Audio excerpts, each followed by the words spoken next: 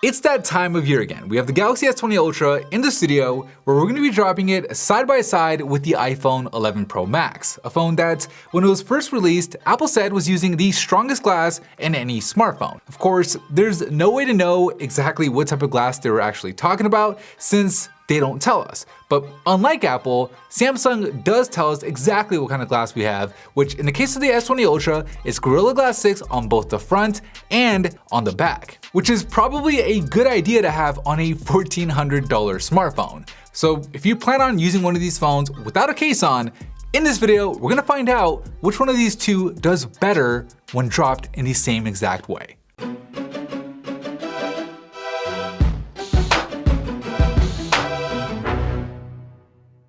Round number 1, backdrop. In 3, 2, 1.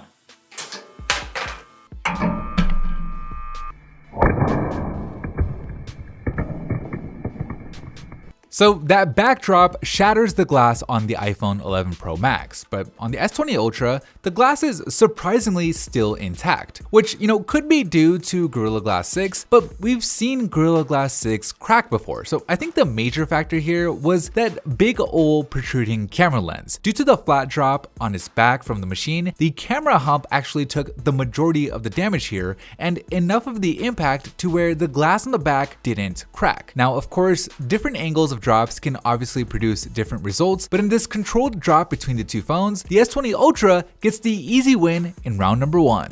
Round number 2, corner drop. 2, 1.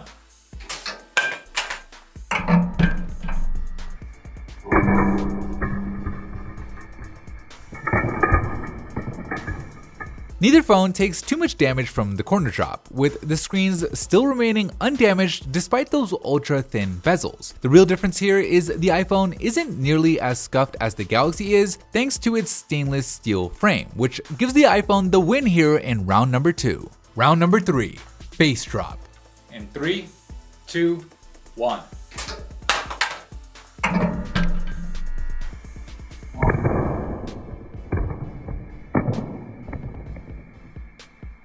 The face drop does major damage to the iPhone 11 Pro, with its screen cracking on the left edge and spiderwebbing all the way across the front, whereas on the Galaxy S20 Ultra, the damage isn't anywhere near as bad. While it did crack, the damage remained mostly confined to that left edge. I don't know if this is due to Samsung using stronger glass than the iPhone, or if the slight curvature on the screen somehow helps protect it, but either way, a significantly better result for the S20 Ultra, giving it the win in round number 3. Bonus round.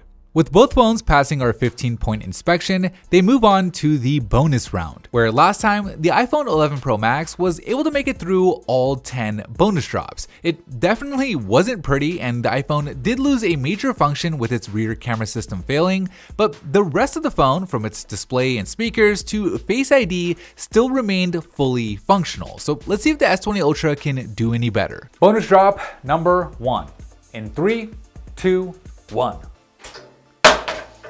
Okay, so that first bonus drop leads to some major damage. The glass looks significantly worse, with it now shattering all over, including across the fingerprint sensor, which, while it didn't cause complete failure, the fingerprint sensor now only seems to work around 20% of the time. Everything else on the phone, however, still seems fine, so we'll keep on going. Drop number 2 in a 3, 2, 1. 2 drops in, and that top portion of the screen no longer works. And the phone is also locking up intermittently, with the entire touchscreen becoming temporarily unresponsive almost randomly for 20 to 30 seconds at a time. Now, we could stop the test right here, but because the phone technically recovers and could make an emergency call, we'll go ahead and continue. 3, 2, 1.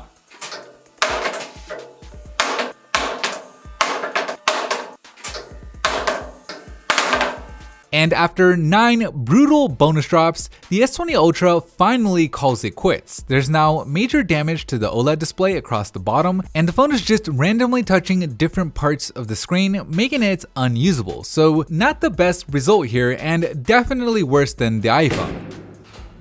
Okay, so with all 4 rounds in the books, let's take a look at the scorecard. In the first round, the S20 Ultra's rear glass was able to remain fully intact, while the iPhone's glass was completely shattered. In the second, the iPhone's stainless steel frame was less scuffed than the S20's aluminum. In the third round, the S20 Ultra's front glass sustained significantly less damage. And then finally, in the bonus round, the iPhone was able to make it all the way through, while the S20 Ultra lost functionality in both its fingerprint scanner and its touchscreen very early on. But in the end, the S20's performance in the earlier rounds helped it score more points overall, making it the winner in this drop test. Anyways, that is it for me in this video. Thank you guys for watching, and as always, I'll see you in the very next episode.